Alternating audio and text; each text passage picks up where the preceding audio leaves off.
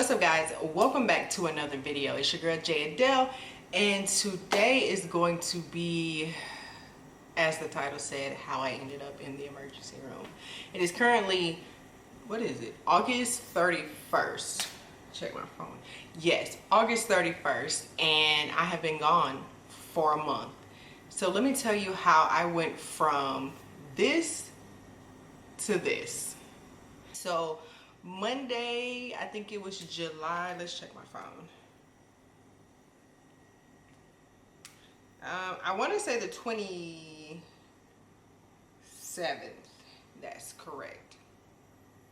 July 27th. So it was a regular Monday. I'm going to insert my workout routines and stuff and everything. Like, I'll insert the stuff that I recorded here, I guess, because there's some space here. But it was a regular Monday. Got up, like, it was just a normal Monday.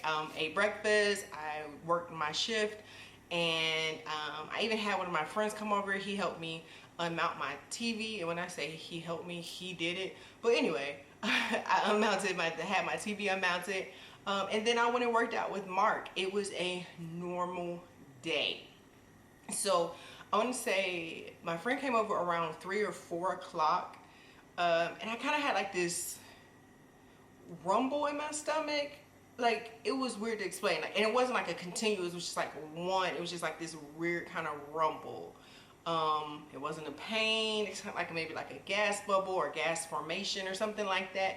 And I was just like, okay, whatever. I had literally just finished eating, so I didn't think anything of it. Once I was finished with him, I think I could jump back on the computer to do some more work, finish up a few demands, and it was time to go work out. I did my cardio, I think. Part of me wants to say I did my cardio. And then it was time for me to go and meet up with Mark. Met up with him, we worked out, we did mountain climbers, we had like a little HIIT circuit that was going on. Everything was good. So now, I think I worked out with Mark around 6 or 7. Yeah, literally, I think it was around 6 or 7. This, what once was a rumble, is kind of now just like a gas kind of bubble. But again, it's not hurting, it's just something that I noticed that's there. And so I was just like, okay, whatever, I'll stretch, I'll drink some tea, and when I get home, and take a hot shower and go on about my day. So I get home, I do everything I just mentioned, drank tea, took a shower, I think I jumped back on my computer. So like, I'm literally as normal as possible. I don't feel any pain, I don't feel any weirdness, nothing. And now around 11 o'clock, because I went to bed around 12, so around 11 o'clock, now I feel like I have, like, now the gas bubble that I noticed earlier is now a little bit more prominent. It doesn't hurt, it's just like, oh, it feels like I have gas. And so I was like, okay, well, if it passes, it passes, you know, stretch a little bit, drink some more tea, figure out like how we can, like, in a homeopathic home remedy kind of way of relieve the gas. And so I went to bed, like I said, I went to bed around 12 o'clock-ish, 12:30, or 11:30, 12, somewhere in that time frame. And then around 1 o'clock, I start to just toss and turn. Like, I'm up, but I'm not really up.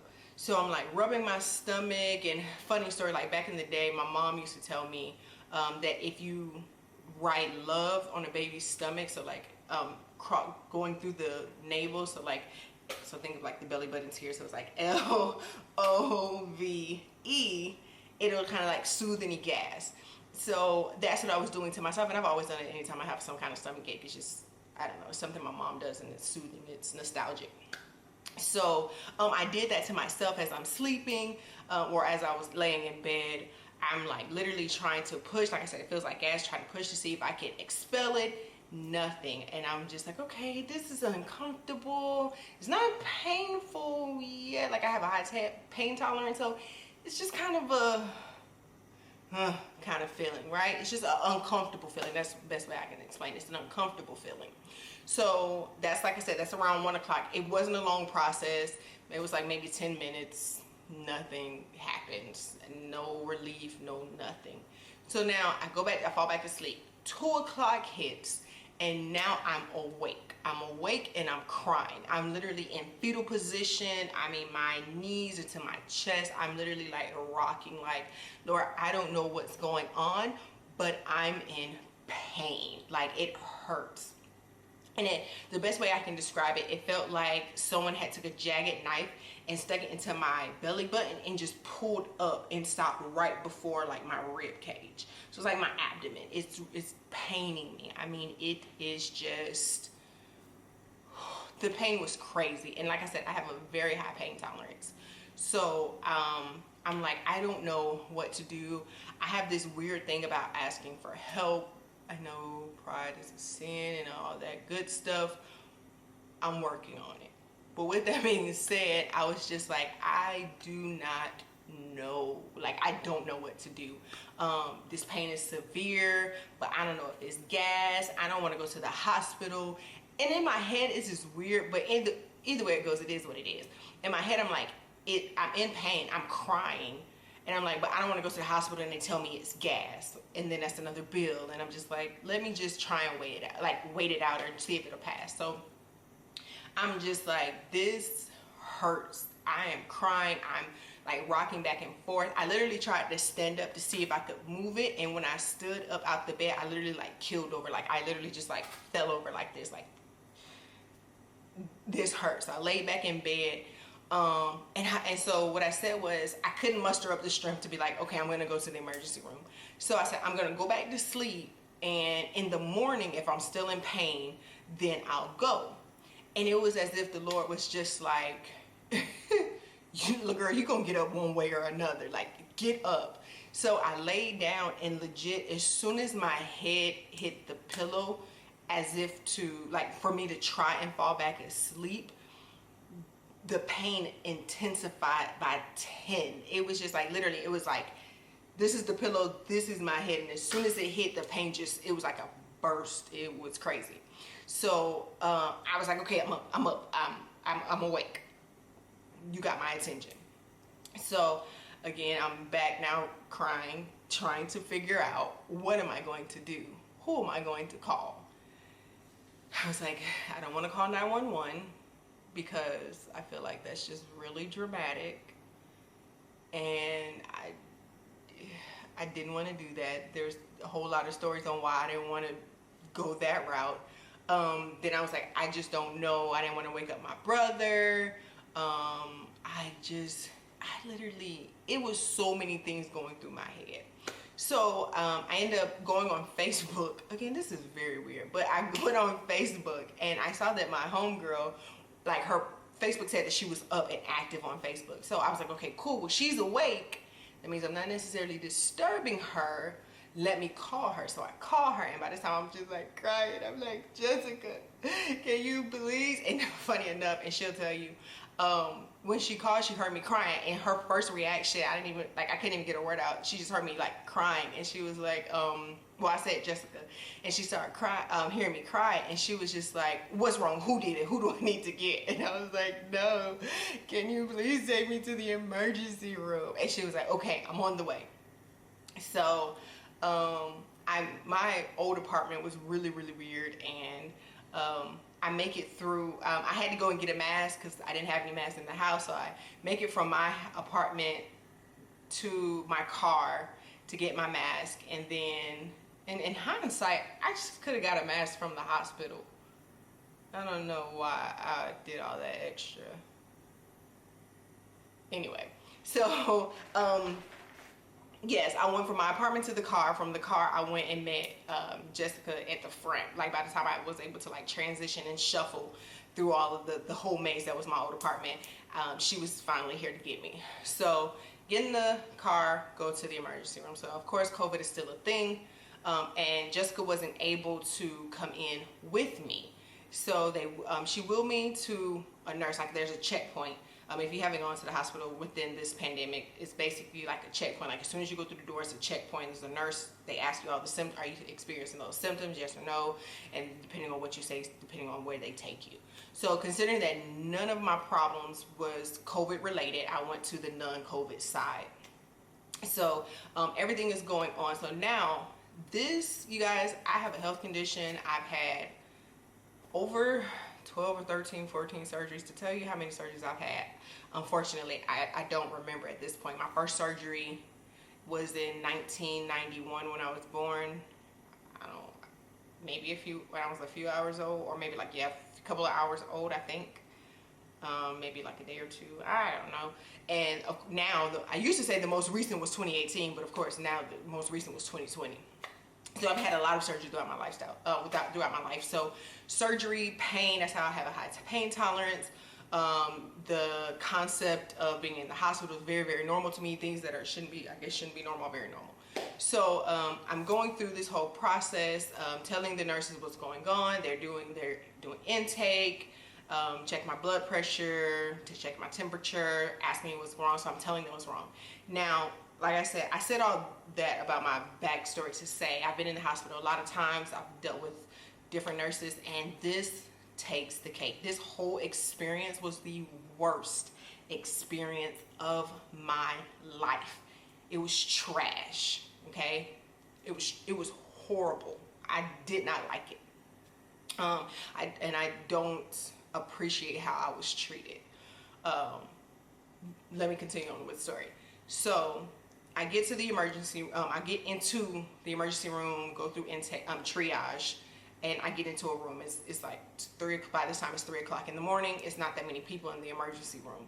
So the nurse comes in. She asks me what's going on. She gets an IV.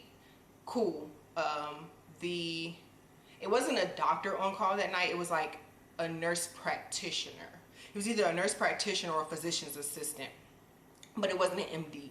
So part of me, I don't think she was a nurse practitioner, because I would remember physician's assistant, but nurse practitioner. So the lady comes in. So you have the nurse practitioner. So she comes in and she's just like, "What's wrong with you?" And as I'm telling you is how she's talking to me. "What's wrong with you? Why are you here?" So I tell her all this going on with me, and she was like, "All right." And she leaves. "No, I'm sorry to hear that. No, nothing. Now, the nurse that was caring for me, I'm not going to discredit her. She was very, very sweet. Like, I want to say her and one more nurse within the whole time that I was there were probably the 2 sweetest. Unfortunately, I don't remember their names.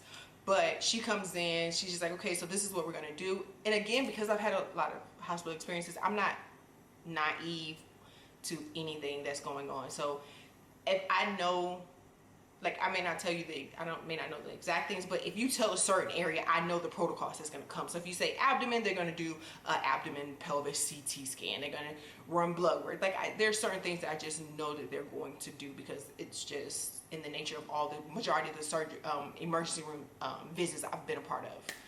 So the nurse comes in, she explains it to me, and I was like, okay. So she gave me pain medication to try and calm me. Didn't work, because my pain level was probably like a 20 by now, if not higher. So she comes in, gives me pain medication. She said, "Okay, well, this is what we're going to do. We are going to take you to get a CAT scan." So they take me, I go get my CAT scan, come back, and they just leave me. I was left there. I don't remember how many hours. I just remember I talked to my grandmother every morning. It's just me and her thing. And I had my alarm set because I was dozing in and off from all the medication they had given me. So maybe around, the lady came in right after I finished the conversation. The nurse practitioner came in right after I finished the conversation with my grandmother. So it was like 5:45-ish, which is 6:45 for my grandmother, because she's back home in Georgia. Yes. So I talked to her, and we only talked for like 5 or 10 minutes or something like that. So I talked to her. I didn't tell her I was in the emergency room. At this point in time, the only person that knew I was in the emergency room was Jessica and my dad, because my dad I know he would be awake. So I don't think I had talked to my mom yet. No. Yes, I hadn't talked to my mom yet. So now the nurse practitioner comes back in, and she literally goes, "Your appendix ruptured. You're getting ready to have emergency surgery. You're not going to be here. You're not going to be released anytime soon." And she leaves. What? What? First off, ma'am, not only is it 5 o'clock in the morning. One. I am doped up on medication. I'm still in pain. You don't just come in, rattle something off like that, and leave. Your bedside manner is trash. So I was just like, okay, like what? So she didn't even tell me, like she didn't give me no kind of like medical terms, no appendicitis, peritonitis, no, none of that. It was literally the way I just said it. She was just like, your appendix ruptured, you getting ready to have emergency surgery, you're not going nowhere anytime soon. That was it. That's all she said to me. The nurse comes in, and by the time the nurse is coming in, she's coming in with like antibiotics, more fluids, and getting ready to prep me. So I was just like, ma'am, what is going on? So she tells me, she says it a little bit slower. This is what's going on. This is what we found. We're getting ready to, well, you've been admitted into the hospital. And she said something else, but I can't remember what it was. So I was like, okay, well, this is awkward. So I'm just like, this is really confusing, because every time I've heard anything about your appendix, it's always your right side, your right side. And they were also asking me this during triage. My nurse was asking me all of this, like, do you have any pain in your right side? Does the pain in your stomach travel? Is it moving? Is it going to your left? Is it going to your right? So I've always had this preconceived notion that appendix pain is right side. But I had no pain on my right side. This was solely just up my abdomen, going straight up my belly button up. So I was like, okay, well, I need to call people. So now it's like maybe 6:30ish. So I'm like, okay, well, let me call everybody. So I call my dad, call my brother, call my mom, and I text my supervisor. I think I had text her. I texted her first. Technically, sent her a message when I got there, because I was just like, if I leave, like, she needs to know, of course. So like, hey, this is where I'm at. So if I don't clock in tomorrow, this is why. So I'm texting. So by this time, I'm like texting everybody, because I don't know. I know that shifts are getting ready to change. So, you know, nurses work 7 to 7. And like I said, it's like 6:30 at this time. So I know shift is changing. So I know that it's not going to be like immediate, but I don't know if they're going to put me as like, she needs to go before everyone, like before the scheduled surgeries, like that. So I'm like calling my brother, and I'm like, hey, I'm in the emergency room. And he's just like, what? How did you get there? Like, because it was literally, I think we talked the day before, or maybe text, to now I'm in the hospital and I'm getting ready to have emergency surgery. So call him, call my brother, call my dad. Call him, my brother, call my dad, my mother, talking to them. Now they take me to a room. So they admit me, take me upstairs to a room, because now it's getting ready to have surgery. So I think it's now 9 o'clock, around 9 o'clock-ish, because my surgery was at 11. So it's now, about 9 or 10. They take me upstairs. I sit around for a little bit, change out, because I'm still, all of this, I'm still in my clothes that I came into the hospital with. So they finally changed me. So now, again, with COVID still being a thing, if you are admitted into the hospital, which I know a lot of people seen on the news how loved ones have been passing without their family members being present. If you are admitted into a hospital right now during this time, you are not allowed to have visitors. If you have a procedure, or a surgery, you are only allowed to have one visitor on the day of your procedure or surgery, and they have to stay in the hospital. If they leave, they cannot come back. The visitor they can come back on the day that you're discharged. So my brother was the person to come. So he came up, he met me in the room that I was going to stay in after surgery. We stayed around, waited for everything. Then they wheeled me downstairs. Now it's time to have like pre-op. They do all that good stuff. They made sure that all my piercings that I have, ears and all that stuff, was taken out. Earrings, nose ring, all that was taken out. You meet the anesthesiologist, you meet your surgeon, and Then they give you, if you're like antsy, they will give you some kind of like, it's not a sedative, I don't know what you call it, but like anti-anxiety medication. It's like a Valium. They give you some kind of medication. So stood there, so my brother, you ask as many questions as you need to, what's going on, how this is going to work. They're giving me, I had already prepped them on the fact that I've had multiple surgeries. When you have a lot of surgeries, that means you have a lot of scar tissue. So they're just explaining the risk to me, and it's just like, hey, we're going to do this laparoscopic. However, if it's too much scar tissue, we might have to cut you open, do it old school style. And I'm like, all right, cool. I've been down this road numerous times. I'm just in pain. Help me get out of pain. It's basically the end all to be all. So they wheel me away. They gave me pain medication and the sedative. So I knock out. I wake up. Now it's pre-op, post-op. Now this is where all hell breaks. So it was the first nurse that I had was an African American woman. She was very sweet. I think I want to say I got out of surgery maybe, it was in the early afternoon, so maybe like 1 or 2. I don't remember, but only reason why I know why I'm like ballparking what time it was is because I know what time I went in, and when I came out it was still daytime. And I was with the nurse for a few hours before a shift change. So I want to say it was around maybe 2, like between 1 to 3 or somewhere in that time frame. She was very sweet. She listened. My medication, she had my medication ready for me, like through the base, because I could use like every few hours. She was checking on me. I got food. My brother made sure that I was good before he went back home. So she even got up and walked. She even got up and was like, hey, you know, we need to get you up and walking, or try to walk and get you moving so that we can get you out of here.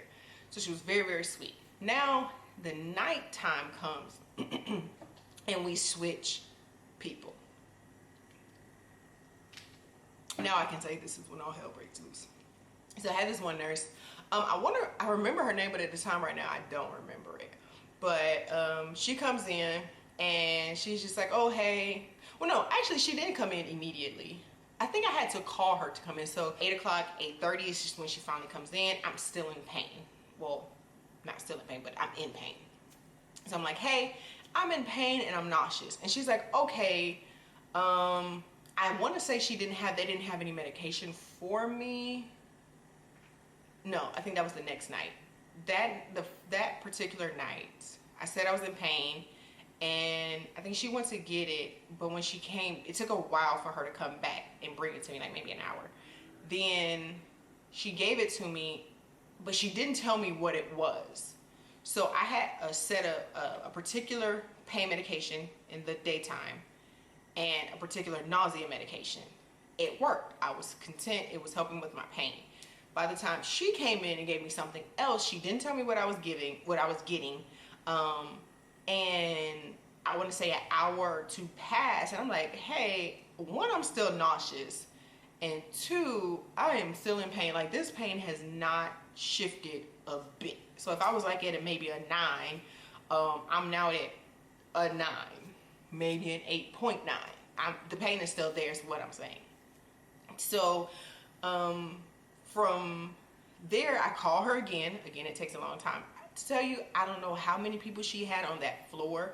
When I went and did like a walk around the unit with the first nurse, the day shift nurse, it seemed very empty. Just like the emergency room seemed very empty. So, but to say what I knew her caseload was, I did not know. So I'll give her the benefit of the doubt for the sake of grace. But yeah. So it took some time for her to come back, because I called her and I was like, hey, I'm still in pain. So she comes back, and I was like, what did you give me? And she was like, oh, I gave you medicine A for pain and medicine B for nausea. And I was just like, that's not what I had this morning. Who switched it? Why was it switched? This is not helping me. So she was just like, oh, well, you can't have what you had this morning unless this fails you twice.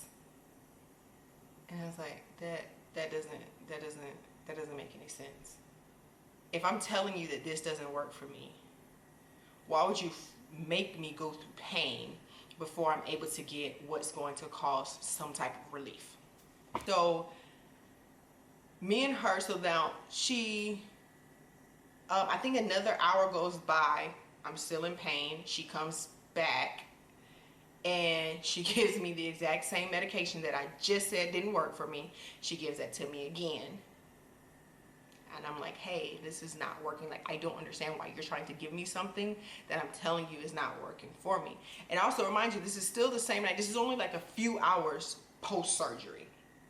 And if you ever had surgery, or just in general, think about the fact that your body has now been cut and manipulated, and I have an organ missing. So the pain is high, whether you've had multiple surgeries or maybe you haven't had multiple surgeries. Something was removed from your body. You're gonna be hurting. So like I said, it wasn't working. She told me no. I had to be in pain for 6 hours because it was like I could get medicine like every 3 hours. So I had to be in pain for 6 hours before I could get something that would actually relieve my pain. So now by this time I'm crying because the pain is really bad. And I'm like, you guys are not listening to me. You're not listening to me. I've made it clear. I know how to communicate. I know how to stand up for myself and tell you that I've had multiple surgeries, to tell you that I know what works for my body, and you guys are not listening. So now she goes back and forth with me, and she's just like, oh, I was like, I'm still in pain. And she's like, oh no, you just have gas. And I'm like, I don't have gas. I'm in pain. And she's like, no, you have gas. Now, if you've had an appendectomy, they like blow, or laparoscopic surgery, they input carbon dioxide. They put carbon dioxide.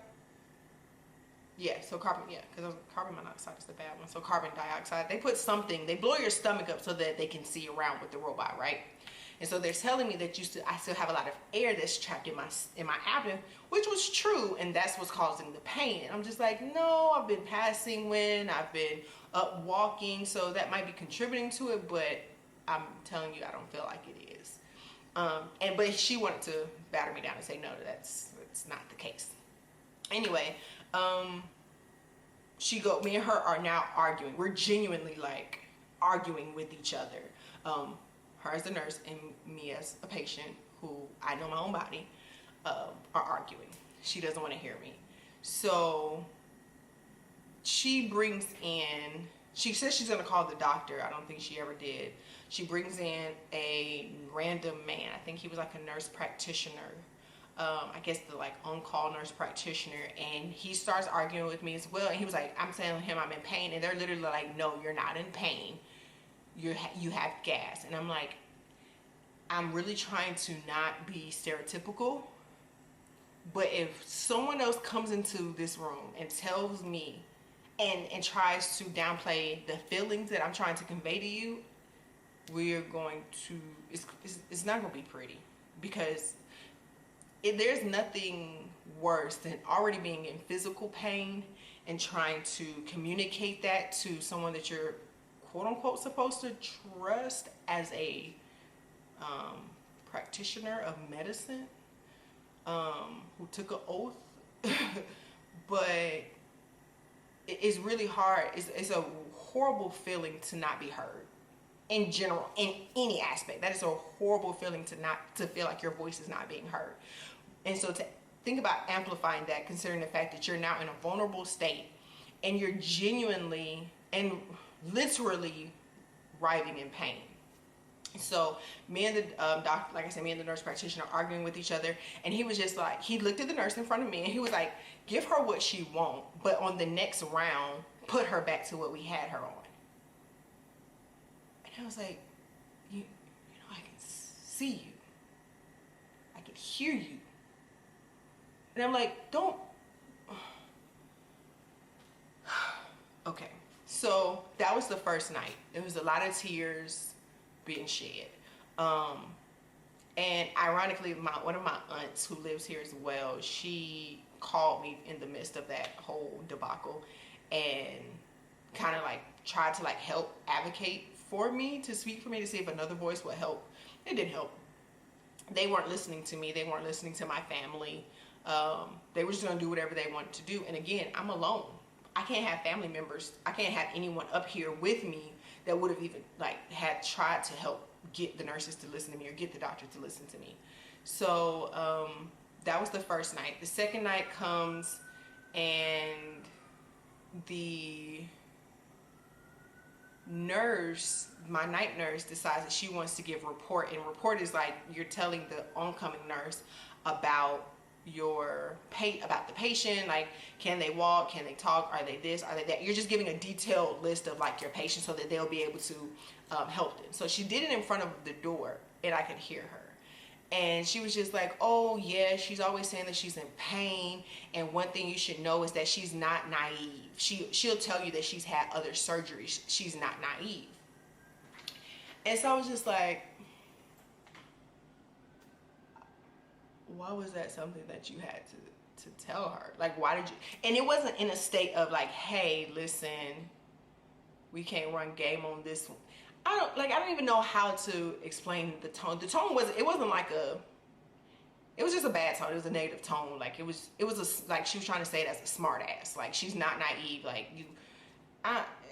it's hard to explain it, but it wasn't a good, it wasn't a good way to say it. Like it wouldn't be like she's had previous surgeries, so some of the things that might work for others may or may not work for her. You just gotta, kind of check on her and ask her. It wasn't like that. It was just like, she's been complaining about pain all day, and she's had multiple surgeries that she's not afraid to tell you about, and she's not naive to any of this, is how she told the other lady. So the other lady comes in, and I'm not even 24 hours post yet. And if you had surgeries before, you usually stay, and in the hospital, you usually stay on IV medication for at least until the 24-hour mark. So now this is like 7 o'clock in the morning. And the lady comes in, and she's like, I was like, oh, I'm in pain. And she's like, yeah, okay, I'll be right back. She comes back in with not only the same pain medication that I've been yelling with people about, saying that it's not working, but she came in with the pill format. So I'm like, this is not going to work. And I don't want to continue on, like, I don't want to make this a long video, but if you've ever, like, just think about having Tylenol. Think about how long it takes Tylenol. If you got a migraine, think about how long it kind of takes for like the medicine to kick in. Not like a BC powder that sometimes absorbs a little bit faster, but like a regular Excedrin, Advil, ibuprofen, Tylenol, all those names. Think about how long it takes for it to kick in to soothe your headache or bring about some relief. Now think about that in the realms of you've just had surgery, and they're giving, and again, it's not, well, you're not even at the 24-hour mark, and they're giving you pain medication via a tablet. So I was upset. Again, I'm crying because I didn't get any sleep last night. And when the lady came to give me the pain medication, I was like, ma'am, I don't mean to be rude. I'm literally not trying to be that kind of person, but I can't take this. I'm in pain, and I've already told the other nurse that this is not working. And she was like, well, fine. I mean, you can take it or not. Like, it's here. And I said, oh, okay. Can I have where's the charge nurse? Oh, well, gladly. And she just leaves. And the charge nurse comes in. She tries to ask me what's going on. Also, my IV had blown. They needed to put a new one in. Then she comes in, the charge nurse comes in and was like, oh, well, we don't have any pain medication for you, and I can try to put an IV in your arm, but I don't know if I'll be able to give you medication. And I'm just like, what is going on? You guys are not listening to me. You're telling me that you don't know if you'll be able to give me pain medication. I haven't even hit the 24-hour mark yet. If you put an IV in my arm, she's literally like, we can put an IV in your arm if you just want one. And I'm like, who just wants an IV sticking in them? I'm not a junkie. I don't just want a needle. Well, it's not a needle, it's a catheter. But I don't want something just purposely in my arm just for like a tattoo's sake. So that was a problem. She came in, she put an IV in me. They still tried to give me the tablet form of the medication. I refused it. They finally come in and was like, okay, well, we give you the IV. It took about 2 hours for the IV medication because they had to call the doctor, get the approval. And again, in no time, they're still not giving me what I'm asking them for. So now it's nighttime. Night shift has come in, and it's the same nurse that I just had a problem with the night before. And she comes in, she has an attitude, and we're still going back and forth. And I'm just like, all I'm asking is for you guys to give me the medication that worked. The medication that you guys put me on the day, I mean, like the first day of surgery, like after surgery. Like, that's all I'm asking for. Like, I don't understand the concept of why you guys are literally not listening to me. So, it got to the point where my aunt was calling me. So they told me I could have medication every 3 hours. But the way they were doing it, it was like I had to have the medication that wasn't working first. Then they would give me a small dose of the medication that I asked for, because they finally gave in late night during night 2 or something like that. It was like in the middle of the night when they finally said yes. But it was with stipulations where I had to have the first medication that I didn't like, that didn't help. The first medication that wasn't helping, I would get that every 3 hours. The medication that that was helping me, they gave me a very small dosage of it every 2 hours? Yeah, I think it was every 2 hours. So so they put me back on you have to be in pain you have to be in pain longer before we give you the medication that actually works. So what was happening was the lady, anytime I would call like every 3 hours, because this lady is not checking on me. She's not coming in saying, how's your medicine? How are you feeling? Do you need this? Do you need that? My texts all my texts were amazing, but the actual nurse who has the ability to provide any type of medication was not checking on me at all. So she was like, so I would call her because I'm like, okay, my body is like, hey, you need something. You're in pain right now. So I would ring for her to come. It would take her about an hour to come. And so what was happening was as my aunt was checking on me, she was noticing that pattern. So she would call me 30 minutes. So if I got medicine every 3 hours, my aunt was calling me every 2 hours and 30 minutes. I would ring the call alarm to call the nurse, and the nurse would come in like 45 minutes later. So that would put me at the 3 hour and 15 mark. And that's literally how we would get her to come, because she was not coming she wouldn't come if I called her immediately. So we went through all of that. I'm asking for things like, I said I have a health condition. I'm not gonna go into all of that, but there's certain things that I need for my health condition that I didn't have because it was an emergency. I didn't know that I didn't bring with me to the hospital because it was an emergency. I didn't think that I was going to be kept. So I'm telling the nurse this, and she's just like, oh no, you can't have that. You can't have that. And this is something that's medical. And I'm like, what do you mean? I'm telling you that I literally need this. And they're just like, no, you can't have that. We don't allow that. Finally, the last day. So while in the hospital, I don't even know when they were going to technically release me, but it got to the point where I was so sick.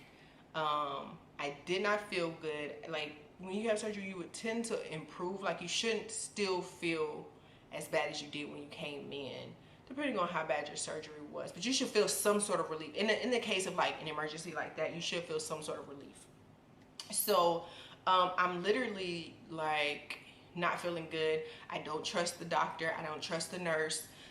The text, like I said, the text just kind of help you. Like, if you need to get help, you go to the restroom. If you need something to eat, or like things of that nature, that's where they're at. But in regards to giving medication, hearing my plea, I did not trust the nurses. I did not trust my doctor.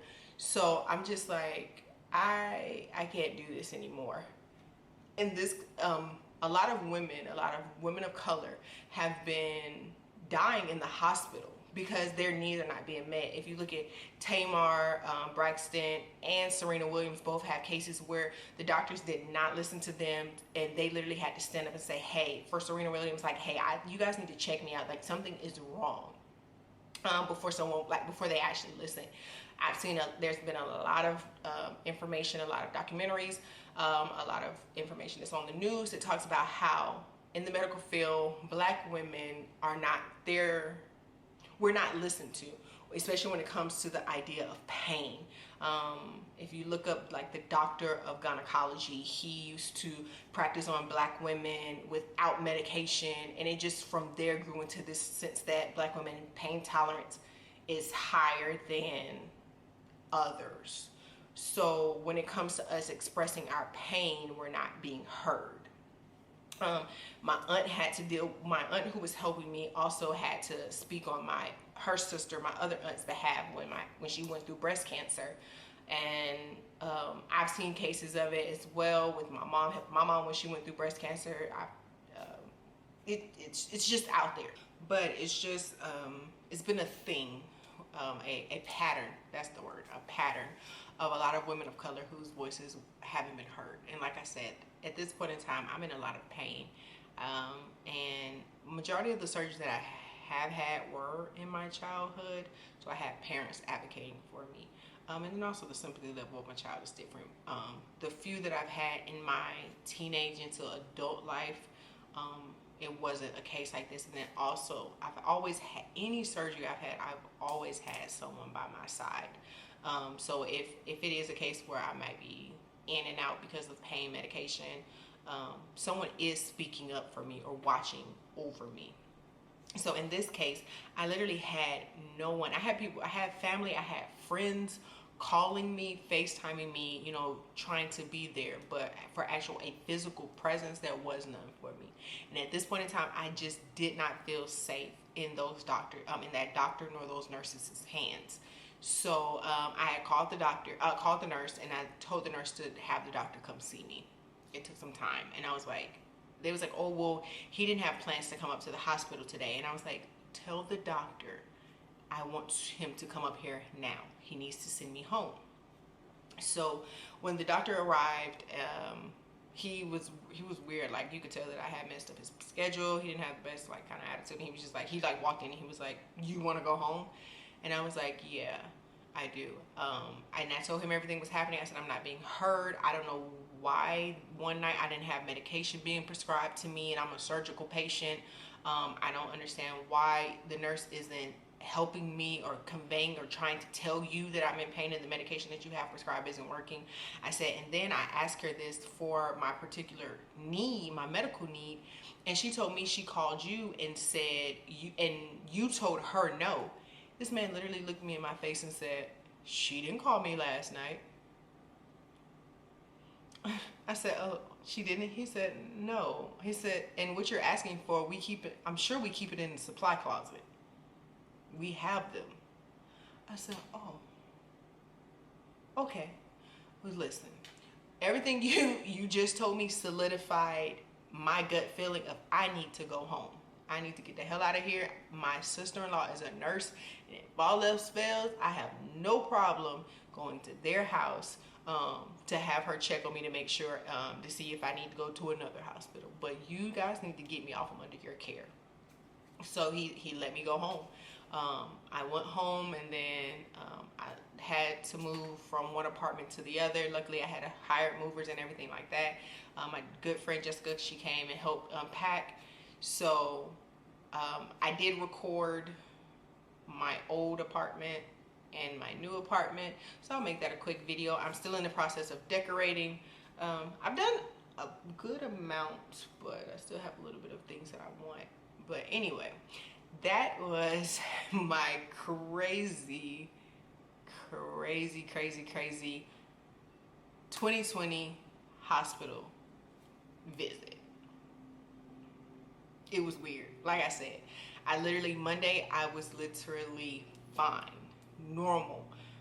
You know, Mark's favorite problem child, you know, literally giving him problems and complaining, but getting it done, to being in the hospital within a few hours. Today was the first day back for everything. Today was my first day back at work. Today was my first day back doing cardio. I got that done. And my first day back picking up, really picking up the camera and recording. So I hope you guys enjoyed my video. I know it hasn't been consistent, but hey, I had surgery, so charge it to my head, not my heart. I am back with some more. I'll be back with more content, and I do hope you guys enjoyed. But listen, if anyone is in the hospital, anytime you find yourself in the hospital and you are a woman of color, a man of color, I do ask that you speak up for yourself.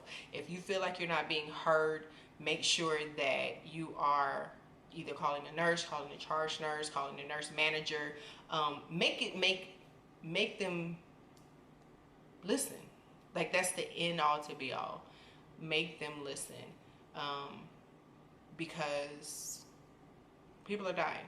If you don't feel safe, leave. Go to another hospital. And maybe another hospital is better. This was my personal experience. I hope that no one else has had any other experiences like this. But if you have, make sure you drop a comment so that we can talk about it.